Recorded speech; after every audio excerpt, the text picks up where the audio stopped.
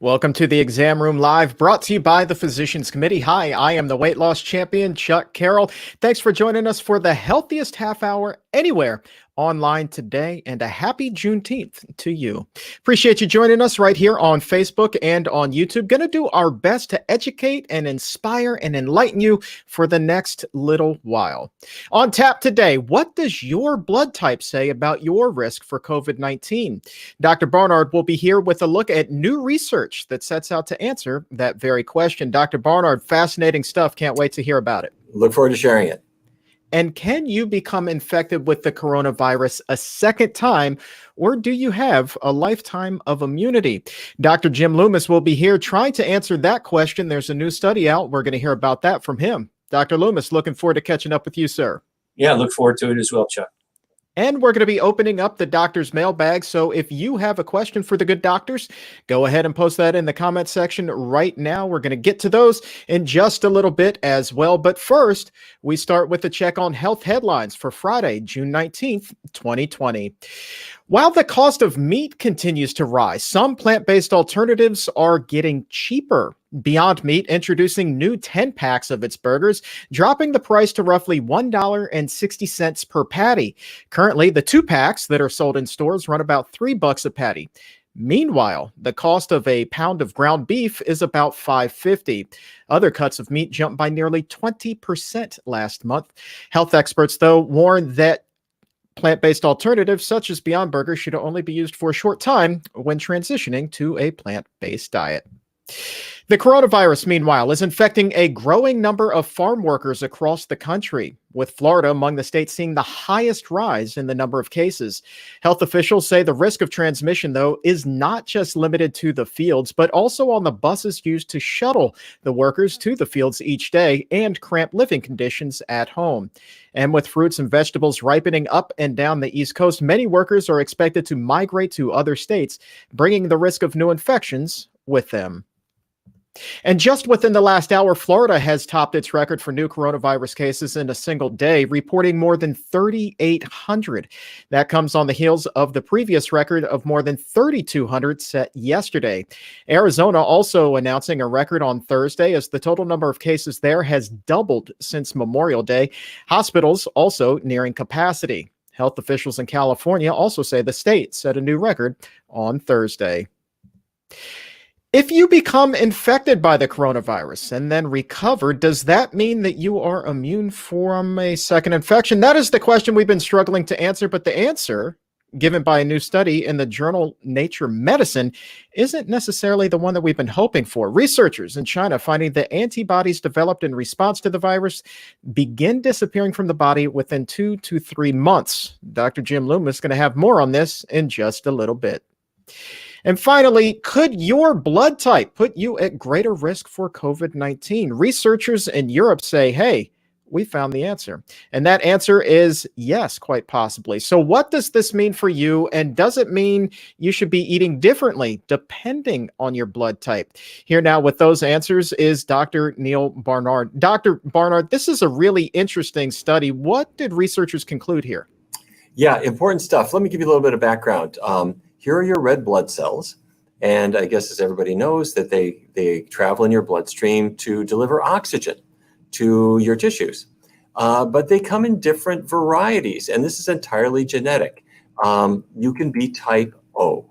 And type O blood, which is the most common blood type, this means that you don't have certain antigens on the surface of the cell. And antigens are proteins that can be recognized by your immune system. I'm going to focus on an A antigen and the B antigen, and there are lots of others. But let's say I'm not type O. Let's say I'm blood type A. That means you isolate the blood cells. They've got A antigens on them. What if I'm not O or A, but I'm type B? I've got B antigens on them. Some people get both, A and B. How does all this happen? Well, the way it happens is if mom was type O and dad was type B, you're going to get both. If both of them were type O, that's probably going to be your blood type. Okay. So the question is, does this affect your likelihood of developing COVID-19? And if you get it, are you going to do badly? Well, right out of the box, when the research was done on the first people to get infected in China. A report came out. It was a big study, more than 2,000 people, and they said the people with blood group A were more susceptible to the virus, and people with blood group O were less susceptible to the virus. I got to tell you, when that report came out, everybody was skeptical. Reporters said, I'm not sure we believe it. It's a pre-publication document, hasn't been peer-reviewed. We can't make any sense of it. Well, how could this be true? That was not our reaction. In fact, we first reported on this study that as soon as it came out, because there was a lot of evidence we felt that meant it could be true. Here's why. Go back 4 years ago, 2016, people with blood group A were already shown to have increased risk of heart disease. Blood group O, reduced risk of heart disease. And if that's the case, then maybe, since heart disease makes you more vulnerable to COVID, you could see the same change. But it wasn't just that. At Harvard University, they have the Nurses' Health Study, huge study, and the Health Professionals Follow-Up Study, also big. And they found that people who did not have type O blood were 11% more likely to have heart disease. Okay, so we decided this is probably a real thing. So where are we now? Yesterday, the New England Journal of Medicine comes out with a new article, and here's what they found. They looked at the risk of respiratory failure with COVID-19. In other words, you're infected. Are you asymptomatic, no problems, don't even know you got it? Or do you go on and have your lungs just collapse and you're in big trouble? Blood group A, 45% increased risk. So of all the people who carrying the coronavirus, if they had blood type A, they were at 45% higher risk of having respiratory failure. That's huge. Blood group O, 35% reduced risk. So it exactly fits the model that we thought it would, which is that the people with blood group O seem to do better, not just with heart disease, but also with COVID. The people who've got blood group A tend to do worse. So the $64,000 question then is, if blood group O is a little more protected and blood group A is at a little more risk, should I eat differently? And the answer is no. So do blood groups affect your risk? Yes. Should you eat a different diet? No, absolutely not. Why do I say that? Because back in 1996, I think it was, a writer named D'Adamo wrote a book called Eat Right for Your Type. And he said, okay, all you type O's, you should be having meat. All you type A's, you should be vegetarian or vegan or lean in that direction. Researchers then have studied different diets in different kinds of people. And what they found is that whether you're O, B, A, B, whatever your blood type, they do worse if they follow a meaty diet, and they do better if they follow a plant-based diet. So even if blood group O generally speaking, has less risk of heart disease, they do even better if they follow the type A diet, which says go vegan. So if I haven't got you totally confused, blood group does affect your risk one way or another. Think of it like smoking. Smoking makes you at higher risk for heart disease. Being a non-smoker reduces your risk. Does that mean a non-smoker should eat differently than a smoker? No. There are lots of things that affect our risk one way or another, but a plant-based diet, getting the cholesterol, the animal products out of your diet, that's the way to go no matter what. There you go. Back to you, Chuck. It's really interesting that that book that was released in the mid-90s has really stayed as popular as it has to today. And you were just talking about all the research that's come out subsequently. Maybe it's just because of the catchy name, Eat Right for Your Type. I mean, that just kind of sticks with the brain, doesn't it? People are always looking for some way to individualize their diet. But the fact of the matter is, we are not dogs or cats. A cat is a natural carnivore. You are, whether we like it or not, a great ape. We are like chimpanzees and orangutans and gorillas and bonobos. In other words, we are designed for either a mostly or exclusively plant-based diet. We don't do so hot with chicken and pork chops. All right. If you have a follow-up question, go ahead and post that in the comment section now. Dr. Barnard will be back in just a little bit when we open up the doctor's mailbag. So now that we have the answer to one question, let's look at another. And that question is, do you become immune to the coronavirus if you've already had it? Spoke about that a little bit earlier on in the show, but now with a deeper look at the study in antibodies and immunity is Dr. Jim Loomis. Dr. Loomis, welcome to the show. Thank you, Chuck. Are we correct in interpreting the study as you only have a short window of immunity once you have COVID-19, or is this study being overblown? Well, I think it's too early to tell. And if you look closely at the study, what it showed was they took a fairly small number of patients, which really does limit the value of the study. I think it was 37 patients total. And these were asymptomatic patients who tested positive for COVID. So again, we don't know if the immune response in people who were sicker is going to be different. And what it showed is that after about 2 or 3 months, that it seems like that the immunity, the levels of the antibodies started to decrease. Now, what does that mean? Well, I don't think we know quite yet. If you think about, so the way the body, antibodies are natural proteins, substances the body forms to recognize and bind to and trigger kind of an immune response against foreign invaders. That's how they work, and they're made by typically by B cells or T cells in our blood, which is one of our lymphocytes, our blood components. And so we have this kind of surveillance system in our blood that goes out and looks for foreign invaders, and when it finds something it doesn't recognize, it forms a specific antibody against that invader that can bind to typically a protein, what's called an antigen, which are typically proteins. You can think of it kind of as it's a receptor that it can kind of bind onto. And once that happens, it attracts other cells which can ingest and kind of destroy this foreign invader. And we have 2 types of antibodies we see in a typical immune response to an infection. The first are called IgM antibodies, and those occur relatively early in the infection. And then that's followed by IgG antibodies, which continue to circulate in the blood over a long period of time. And so they serve as kind of the border guards for very specifically for these infections. And if you look at the research so far about the general antibody response for COVID, IgM antibodies begin to occur, to rise in the body very soon after infection, and they peak about day 8. And then they slowly dwindle down and typically disappear from the bloodstream by about day 30, somewhere in there.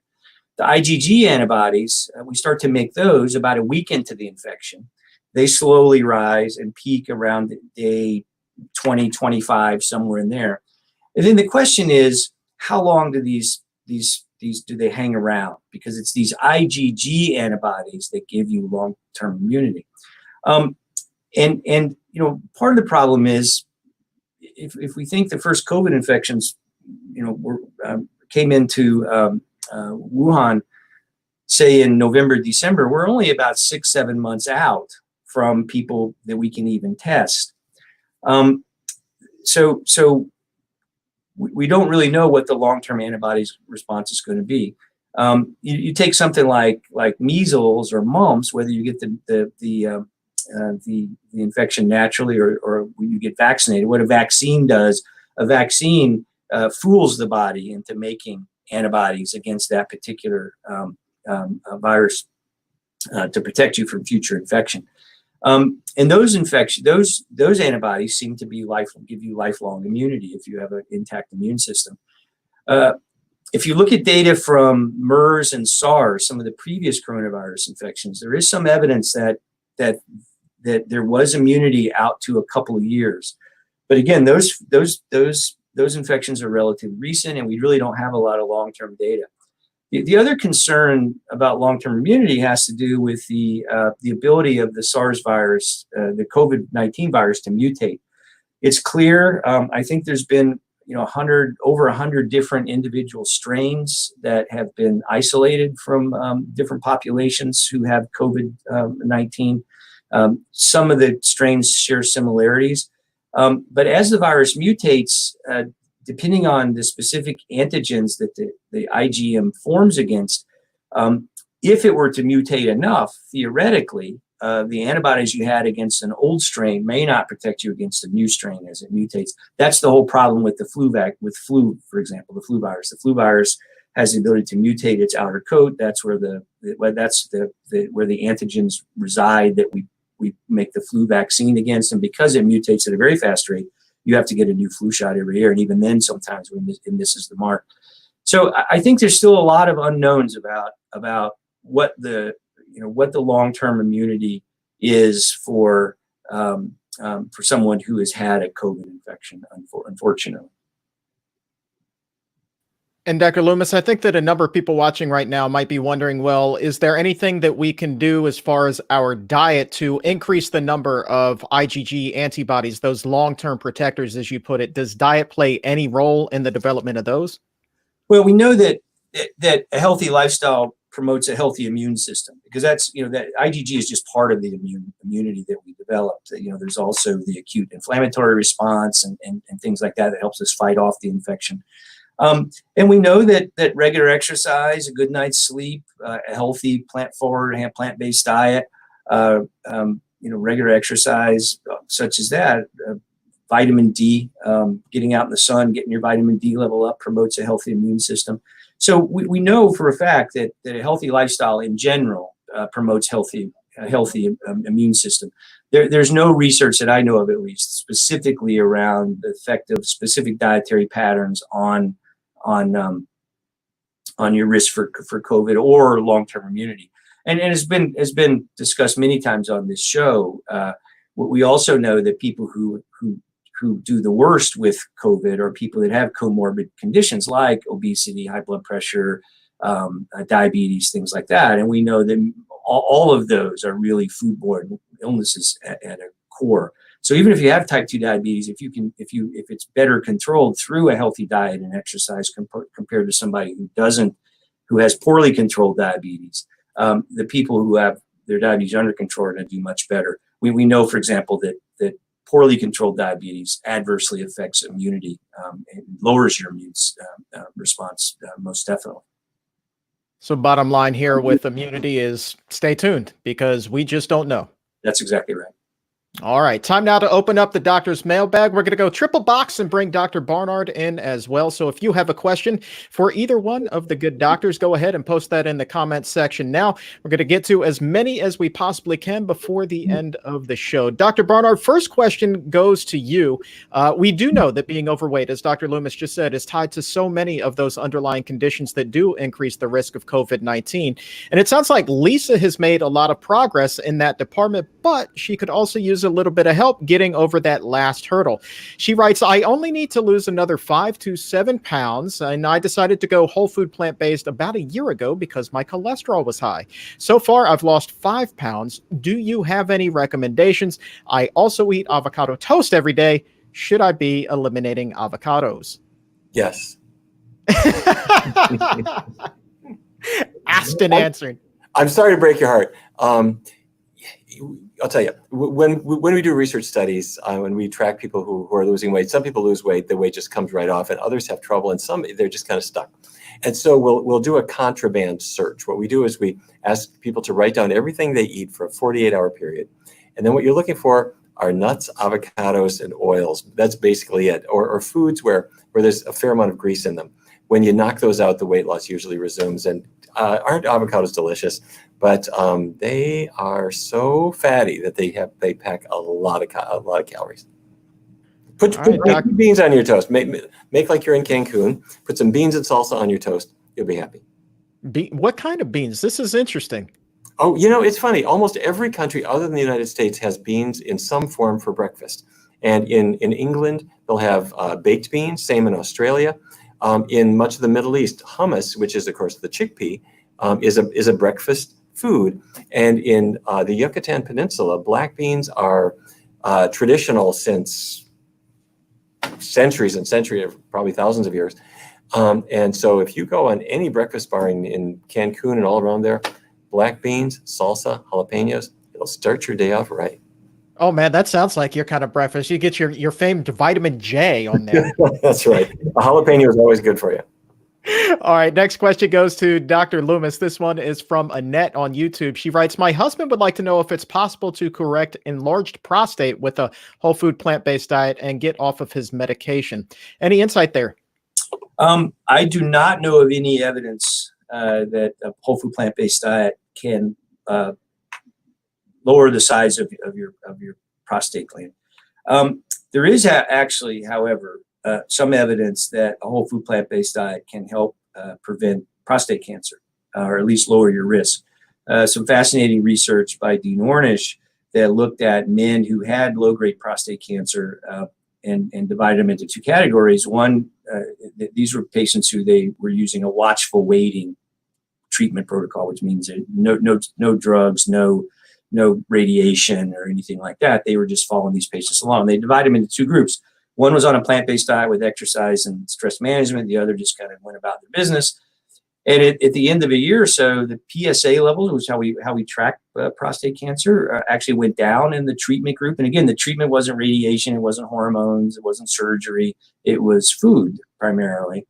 The PSAs actually trended down. The other group, the standard, the control group, if you will, the group that continued a standard American diet, their PSAs went up. But even more fascinating to me was the fact they showed hundreds, literally, of cancer-promoting genes turned off in the treatment group. And so it's the idea that the lifestyle that we lead, the food that we eat, can have a profound, what we call an epigenetic effect on our health, that our food and exercise and stress and such can turn some of these genes on and off. So,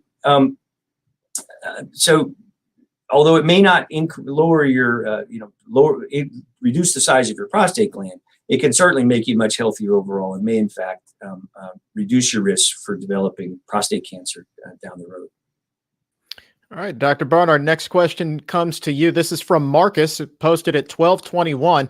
Oh boy, he could use some help. I've been plant-based for several years now, and I still find myself giving in to cravings for donuts and snack cakes, even when I'm not hungry. My biggest weakness right now is cherry pies from Hostess. If you could please help him out, what he could do to stop that, that would be fantastic. Okay, I feel your pain. You're not alone. So many people have that, and the food marketers are dangling foods in front of you every time you go in the 7-Eleven or gas station. They got these foods all over the place.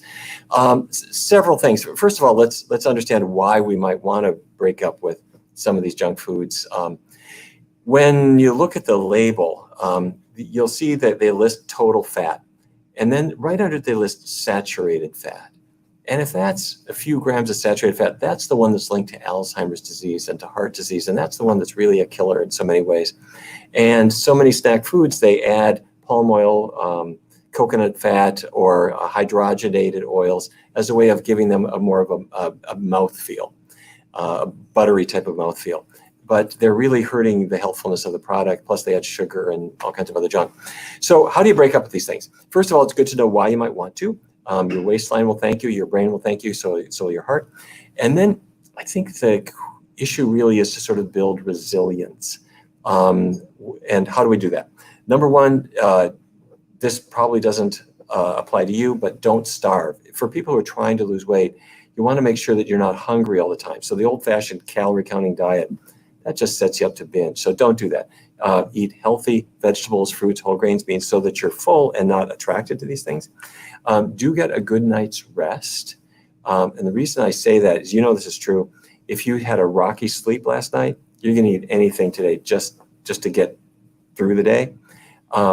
Exercise is a really good thing. Why? Because if your muscles are tired at the end of the day, you do sleep better and then you feel better tomorrow. And also while you're exercising, you can't eat pie. So the last thing I might mention is certain foods tend to drive cravings. Sugary foods make your blood sugar rise. And then just as your blood sugar is falling, that's often when the cravings really kick in. So you'll want to eat foods that keep your blood sugar steady. That's beans, green vegetables, and getting away from sugar and white bread. Those are the things that are going to be a problem for you. So I hope that helps, and good luck. All right, Dr. Loomis, this next question comes to us from Robert, wrote this in at 12/26. He writes, if you limit oils and avocados, things of that nature, how do you get the fat that your brain needs? Well, so it is a fact that our brains need fat, and primarily the omega-3 fatty acids are the most important for brain health. But there's omega-3 fatty acids in plants, and so chia seeds, hemp seeds, small walnuts, and in small doses, all have omega-3 fatty acids. Even broccoli has omega-3 fatty acids. So, if as long as you're getting enough calories from a wide variety of whole food plant-based foods, it's easy to get enough omega-3. Now, the only caveat to that is that the other side of the omega-3 coin is omega-6s, and omega-6s are highly inflammatory, and we need inflammation because we need to heal wounds and fight infections. And so we probably need more omega-6 than we need omega-3 because evolutionarily we had to fight infections and heal wounds to survive. Typically, we ingest short chain fatty acids on each side, and then they get elongated down to the DHA EPA on the omega-3 side, and then the arachidonic acid on the omega-6 side. The problem is that there's competition for the enzymes that elongate those short chain fatty acids. And if you have a very high omega-6 intake, it's hard to get in. You can't convert enough omega-3. So that's why it's important to limit on a plant-based diet. The major source of omega-6s are edible oils. So even like olive oil is 13 to 2, somewhere in there, omega-6 to omega-3. Corn oil, 83 to 1, somewhere in there. Very, very high levels of omega-6, highly inflammatory. And that's in fact why most of the omega-6s in a standard American diet come from meat and dairy, because what we feed, we've actually mixed corn oil in with the feed to fatten up the cows and chickens and even fish now. So it's not a huge concern. Now, some experts like Dr. Greger do recommend taking an omega-3, algae-based omega-3 supplement. I think if, however, you're able to really follow an oil-free or relatively oil-free, low-fat, high-fiber plant-based diet, that's probably not necessary. There are some patients who have chronic inflammatory diseases where I do manage them for the short term with omega-3 supplements, but that's individual. That's based on the individual's specific medical history. So I hope that helps. All right. Wow. Anders is in the chat box, says he's 11 years old, went vegan 2 months ago, and whole food plant-based oil-free 1 month ago. And Anders says he just convinced his dad to go vegan as well, and he's doing well and happily reading the vegan starter kit. How great is that? 11 years old. Good for you, man. That's awesome. Dr. Barnard, coming to you with this next question. I'm very interested in hearing a doctor's perspective on the connection between ADHD and diet in preteens. We eat primarily plant-based in my home, but my children do splurge when they're away or with my parents. Are there any clinical trials that show significant improvement in symptoms when the diet is altered? Great question, but let me go back to Anders first of all for a second. Anders, I want to congratulate you. It's great what you're doing, and you're an inspiration to your whole family, so good on you. And let's talk about just the rules of what a healthy vegan diet is too, because that's really important for your family to know, and for you too. There's 4 healthy food groups: vegetables, fruits, whole grains, beans, and the bean group includes lentils and peas. But also, don't forget your vitamin B12. You need that for healthy nerves and healthy blood. And it's in the pediatric multiple vitamins like Flintstones vitamins. But if you're not taking those, it's good to make sure you go to the store, a health food store or pharmacy or whatever, and have vitamin B12. You need just a small amount, but you don't want to miss it, because people run into big trouble if they're not getting B12 every day. And then foods to emphasize: green leafy vegetables in any form that you can get them in. That's great. So anyway, congratulations to you, Anders.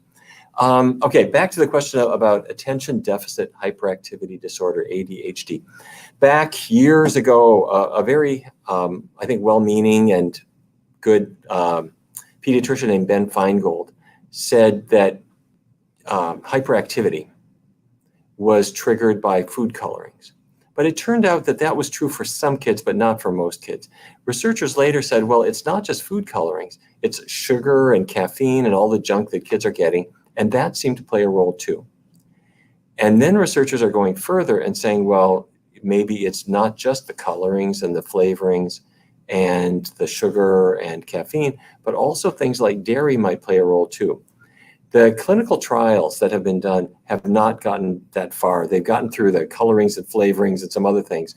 But to my knowledge, nobody has yet tested a low-fat, healthy, plant-based diet like Anders is following. Nobody has yet tested that for ADHD. I think it's research that we do need. But there's every reason to get away from the junk food and to get away from animal products, particularly dairy, and see if that doesn't help not only physical health, but also mental health. Flintstones vitamins, man, I haven't thought about those in about 2 or 3 decades. That's a throwback right there. The reason I mention it is people might imagine vitamin B12, where am I going to find it? It's really complicated. It's in every multiple vitamin you ever took, whether it's one a day or you know, the one that they sell at the CVS or the Walgreens or even Flintstones vitamins. The thing that worries me is some people will imagine, well, food ought to give me everything, and I don't want to take any vitamins at all. But vitamin B12 isn't made by plants or animals. It's made by bacteria, and a lot of people can miss it. So I want to make sure that everyone is a healthy, great advertisement for a healthy plant-based diet. All right. Dr. Loomis, follow-up question here from Anders. If I put kale into my smoothie, does it take nutrients out, or does the nutrient level stay the same? So that's a great question. You don't lose a lot of nutrients per se. But one of the benefits of kale, besides the nutrients, is the fiber in the kale. Hugely beneficial, fiber in general. And one of the problems is that when you put kale in a high-speed blender to make a smoothie, for example, it does seem that because the kale gets kind of pre-digested by the blender itself, that it may alter the physical structure of the kale, and make it of the fiber in the kale, which may make it less beneficial to your body, because and especially for patients who have type 2 diabetes or something like that, it also can putting fruits and especially fruits, but also some vegetables, putting fruits in a blender does kind of pre-release the sugar that normally our bodies would have to do work to release. So it does raise what we call the glycemic load, or that's the propensity of a given food to raise blood sugar. So you have to be a little bit careful with using smoothies. I think they can play a role if you're in a hurry and such, but and you're using it as a meal replacement, I think it's okay. But if you're going to go to all that trouble, why don't you just steam the kale and put some balsamic vinegar on it and eat it, right? To eat the whole food, because then you're going to be sure you get all of the nutrients in their intact form and the way that nature really designed them to be used.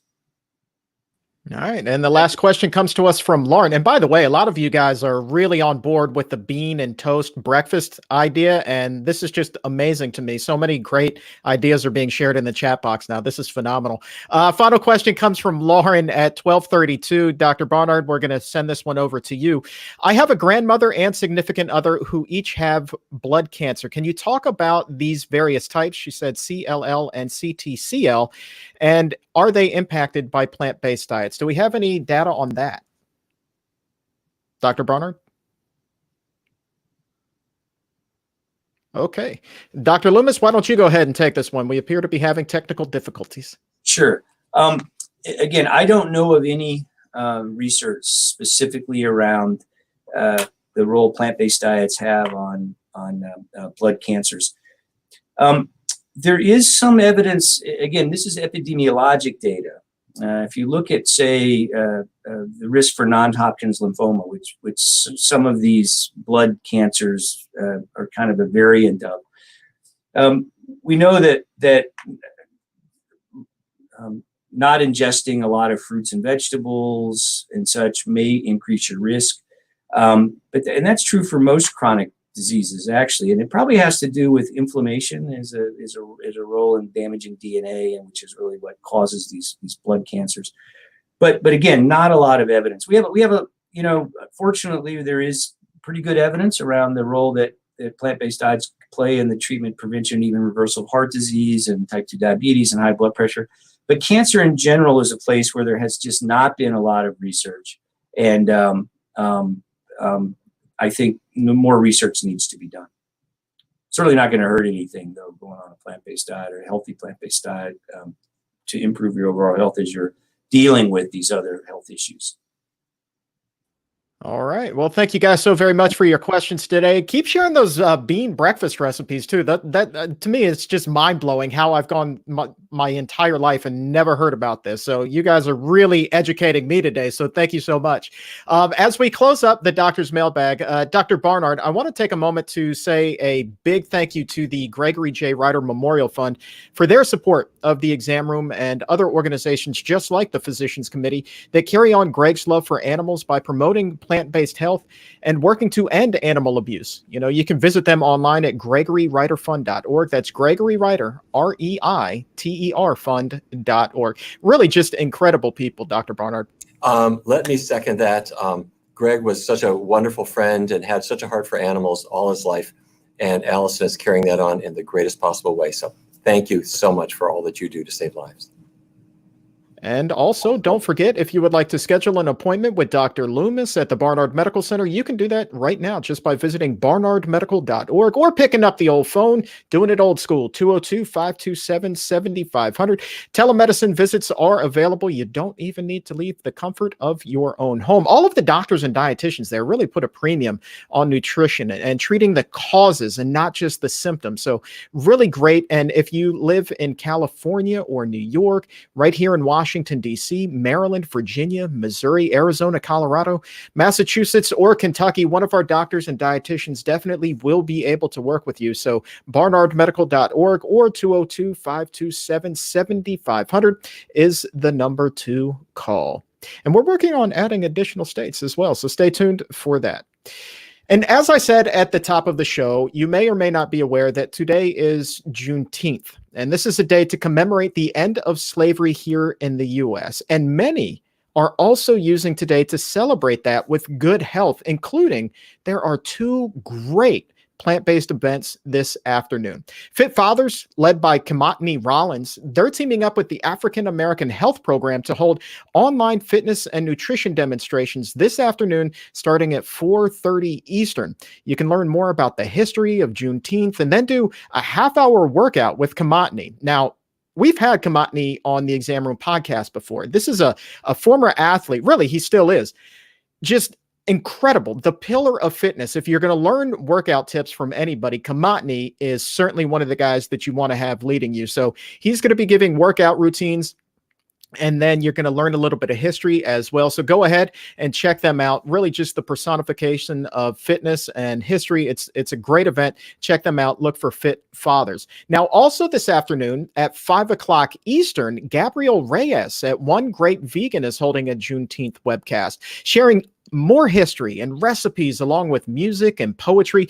Really, we're talking about a full afternoon and evening that is steeped in culture. It's a great lineup of presenters as well, including Brooke from Beats by Brooke. She has a ton of followers on social media. She's going to be whipping up some soulful greens. And after she does that, next week, right here on the show, she will be joining us on Friday. She really is amazing. Brooke is a medical student in Texas, not even out of school yet, but she's already educating thousands about nutrition and the benefits of a plant-based diet. Really an emerging leader in the health community. So today's Juneteenth celebration with One Great Vegan, that is at 5 p.m. over on their Facebook page, as well as Instagram and TikTok. They are blanketing social media. It's a great event. Highly encourage you to check that out. But for today, that's going to wrap things up for us this week. And don't forget to subscribe to the Exam Room podcast over the weekend if you're looking for a little bit of inspiration. I interviewed Stephanie Ignafo on yesterday's show, and her family went vegan together. Collectively, they lost 250 pounds. Her husband, her two daughters, their son, all making the switch together and now all doing great. And at one point during the interview, Stephanie even said, I was in my early 40s and I could barely get around my house. I could only go up the stairs one time a day. And I thought that I was going to need a walker. And they switched their diet. And Stephanie's not even watching this right now, because she's out pedaling on her bike. She rides miles and miles and miles every day. The entire family is just such an inspiration. So their story is fantastic. If you want to hear it, learn more about how they lost weight, and then get some tips also, Dr. Vanita Rahman is on that show. Head over to Apple Podcast or Spotify or Stitcher, wherever shows are available. Hit that subscribe button when you look up The Exam Room by the Physicians Committee. And then if you would be so kind to also leave a 5-star rating, we would greatly appreciate it. My thanks to everyone here that makes this show possible, our director, Donna Steele, and producer, Laura Anderson.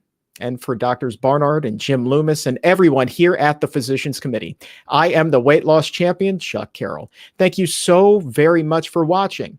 And until Monday, remember, stay safe, take a stand, and keep it plant-based.